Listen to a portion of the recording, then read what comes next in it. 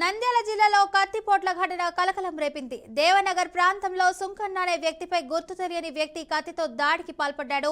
పాత కక్షల నేపథ్యంలో విజయ్ అనే వ్యక్తి ఈ దాడికి పాల్పడి ఉండొచ్చని పోలీసులు అయితే అనుమానం వ్యక్తం చేస్తున్నారు. ఇక ఈ ఘటనలో అయితే తీవ్రంగా గాయపడిన సుంకన్ననైతే వెంటనే నంద్యాల సర్వజన ఆసుపత్రికి అయితే తరలించి చికిత్స అందిస్తున్నట్లు సమాచారం. ఇక ఈ ఘటనపై అయితే పోలీసులు కేసు నమోదు చేసి దర్యాప్తు చేపట్టారు. తిరగకూడదు అని చెప్పి ఈయన మాట్లాడినందుకు ముందర వేట నిలబడి ఉంటే వెనకాల వచ్చి కత్తి తీసుకొని ఫలానా వచ్చినారు. దేవనగర్ సుంకన్న కదిరి సుంకన్న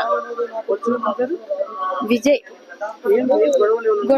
గొడవలు ఏం లేదు సార్. అంతకుముందు కొట్లాటలు ఉన్నా గానీ మీదకి వచ్చేటోళ్ళు కాదు. మా ఆయన మీదకి ఏమనుకున్నా గానీ మీదకి వచ్చి వెనకాల నుంచి వచ్చి పొడిచిపోయినారు సార్. వాళ్ళు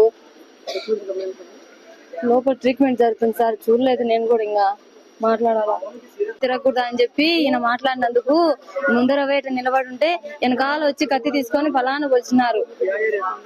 దేవనగర్ సుంకన్న కదిరి సుంకన్న విజయ్ గొడవలు ఏం లేదు సార్. అంతకుముందు కొట్లాటలు ఉన్నా గానీ మీదకి వచ్చేటోళ్ళు కాదు.